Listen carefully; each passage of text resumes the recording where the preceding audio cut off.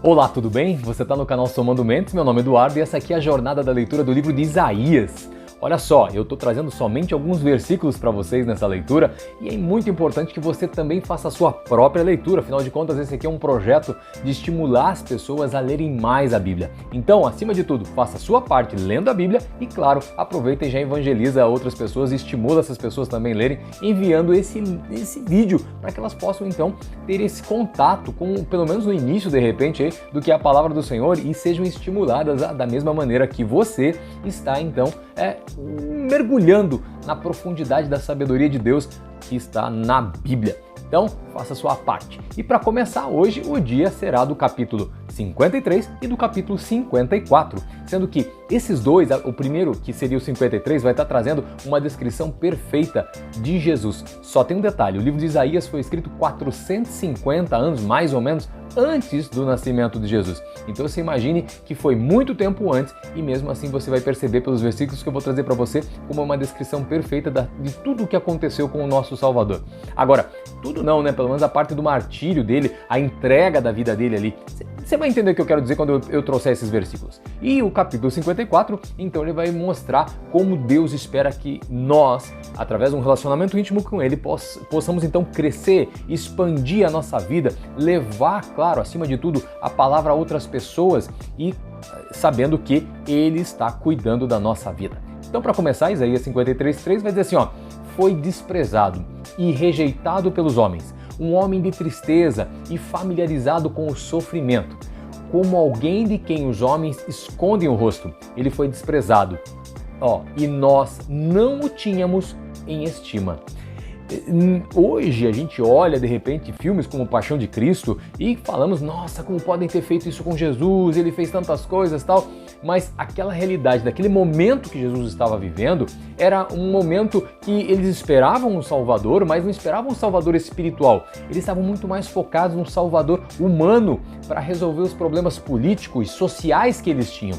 É mais ou menos o que nós hoje também buscamos. É triste dizer isso, vai dizer assim, mas só se for você que está esperando isso.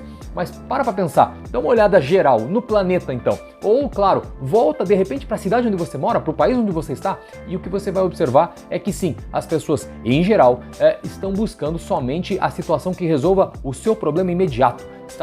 Que resolva o problema da alimentação, da habitação, o dinheiro no banco, só isso, é imediato. Poucas as pessoas que estão olhando no futuro, e no futuro que eu estou dizendo, além dessa vida. E daí não tem nada a ver com questões humanas, tem a ver com questões espirituais. E Jesus veio com esse contexto, buscando falar de questões espirituais para um povo que era totalmente o quê? Carnal. Será que tem alguma semelhança com os dias de hoje ou não tem? Bom, deixa para você pensar.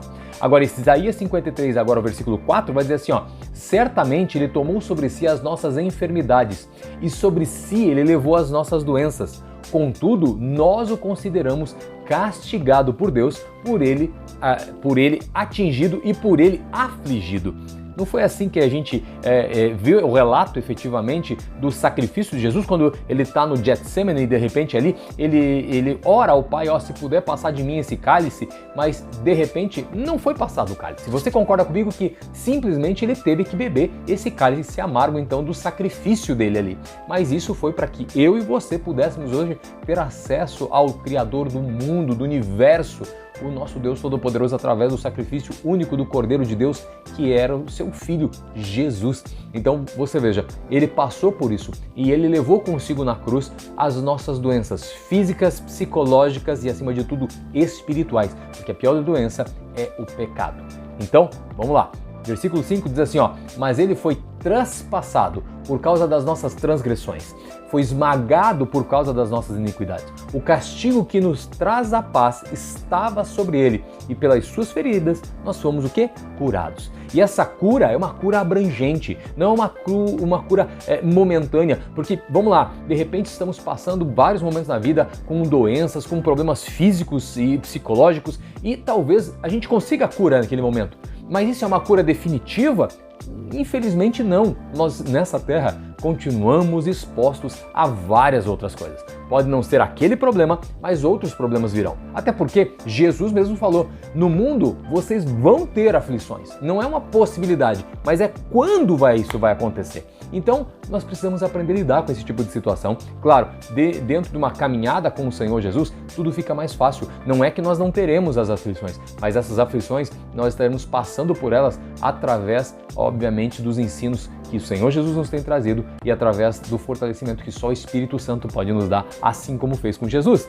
E o versículo 6 diz assim, todos nós, tal qual ovelhas, nos desviamos. Cada um de nós se voltou para o seu próprio caminho e o Senhor fez cair sobre ele a iniquidade de todos nós. Olha o que eu comecei falando então, será que realmente nós não estamos nos voltando para os nossos caminhos somente, sem prestar atenção no que o Deus Todo-Poderoso quer que a gente faça pro reino dele? Aqui esse versículo deixa muito claro isso.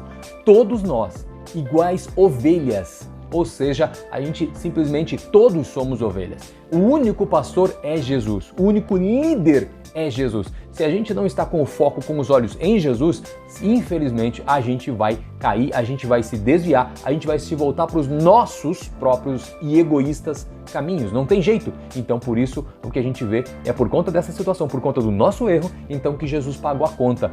As nossas iniquidades foram para a fatura de Jesus. Olha só, versículo 7 vai dizer assim, ele foi oprimido e afligido, contudo, não abriu sua boca. Como um cordeiro, ele foi levado para o matadouro, e como uma ovelha que diante dos seus tosqueadores fica calada, ele não abriu a boca. Ele simplesmente cumpriu aquilo que foi ordenado para ele, aquilo que ele se propôs a fazer. Entregar sua vida, passar por essa experiência humana para então pagar a minha e a sua conta. E o versículo 11 diz assim, depois do sofrimento da sua alma, ele verá a luz e vai ficar satisfeito. Pelo seu conhecimento, meu servo justo justificará a muitos e levará a iniquidade deles. Olha só, depois do sofrimento, ele vai ver a luz e vai ficar satisfeito. Claro, porque através do sacrifício de Jesus é que nós tivemos então o acesso à luz do Todo-Poderoso, do Deus vivo. Nós nos tornamos então o templo verdadeiro do Espírito Santo. E daí nós somos justificados em Cristo. Nós só nos tornamos justos em Cristo, porque em nós mesmos nós já estamos condenados por conta, claro, do nosso pecado. O versículo 12 vai falar assim, por isso eu lhe darei uma porção entre os grandes, e ele dividirá os despojos com os fortes, porquanto ele derramou sua vida até a morte, e foi contado entre os transgressores, pois ele carregou o pecado de muitos e intercedeu ainda pelos transgressores. Veja, isso aqui ele fecha uma história de sacrifício de Jesus e conta o motivo pelo qual ele veio. Para mim e para você sermos salvos. E realmente, ele chega, olha para o povo na cruz e ele fala, Senhor, perdoa eles. Eles não sabem o que estão fazendo. E a verdade, nós somos ignorantes espirituais, essa é a real da história. Nós temos a impressão que sabemos muito, mas infelizmente nós não sabemos nada. Tudo que nós sabemos, ou pelo menos deveríamos saber, deve estar fundamentado na palavra de Deus. Não importa nem a minha e nem a sua opinião, o que importa é que a palavra de Deus fala. E de repente, enquanto a gente está se debatendo, querendo fazer que as nossas palavras sejam ouvidas, a gente só precisava repetir as palavras de Jesus na sua caminhada, no seu exemplo e através do Espírito Santo. Aí sim, nós seremos ouvidos de verdade. E aí, a gente está cumprindo o propósito para que a gente está nessa terra, fazer a vontade do Pai. Abre os olhos e presta atenção no que está sendo dito nesse momento para você, porque você sabe que Deus tem um projeto na sua vida, tem um propósito gigantesco, só depende de você permitir então que Ele opere esse milagre através, obviamente, do teu livre-arbítrio se entregando a Ele. Agora, quer ver como isso acontece? Capítulo 54, versículo 2 diz assim, alargue o lugar da sua tenda, estenda bem as cortinas da sua tenda, não o impeça, estique as suas cordas, firme suas estacas. O que está dizendo aqui? Olha, presta atenção no seguinte, você quer fazer a vontade de Deus, você quer ter uma vida abundante? Então faz o seguinte, estenda a tua tenda de modo que você consiga então trazer mais pessoas, você atraia vidas para estar ali dentro, mas faça algo firme numa rocha. E a rocha só é... Qual é a rocha verdadeira? Qual é a única rocha que importa? É Jesus. E o versículo 3 vai dizer assim, pois você se estenderá para a direita e para a esquerda, os seus descendentes despossarão nações e se instalarão em suas cidades abandonadas. Não é só para você a tua salvação. A salvação vai muito além, vai para os seus descendentes. Então você hoje encontrar Cristo de verdade, praticando um evangelho da graça, sem julgamento, sem religiosidade, focado somente em que as almas conheçam Cristo, assim como você conheceu Cristo na essência. Se não conheceu ainda, você tem a oportunidade agora de começar a conhecer Ele através de uma oração, de uma entrega da sua vida e jogando fora, se despojando de todo o seu eu, para que então Ele apareça e você desapareça. Essa é uma luta diária que eu e você devemos travar conosco mesmo, para que a gente então se esconda na nuvem do Espírito Santo, porque só existe um Rei, só existe um Deus, só existe um Senhor e Salvador, e o nome dele é Jesus. E olha o versículo 17 para encerrar: nenhuma arma forjada contra você vai prevalecer, e você vai refutar toda a língua que vier te acusar. Essa é a herança dos servos do Senhor, e esta é a defesa que eu faço do nome deles, declara o Senhor. O Senhor está declarando isso. Nenhuma arma forjada contra você vai prevalecer. Toma posse dessa palavra, diga amém, porque sim, as armas não prevalecem contra aqueles que são separados de Deus. Mas para você e eu sermos separados de Deus, nós precisamos fazer uma escolha diária, uma aceitação diária da soberania do Senhor na nossa vida, declarando que Jesus é o nosso Senhor e Salvador, Deus é o nosso Criador, e não só nosso, de tudo e de todos, e o Espírito Santo é o nosso Santo Consolador. Por isso, Deus abençoe você com essa palavra, Deus abençoe a sua família, leia a Bíblia e se liberte. Vejo você no próximo vídeo, compartilhe esse vídeo para abençoar outra pessoa.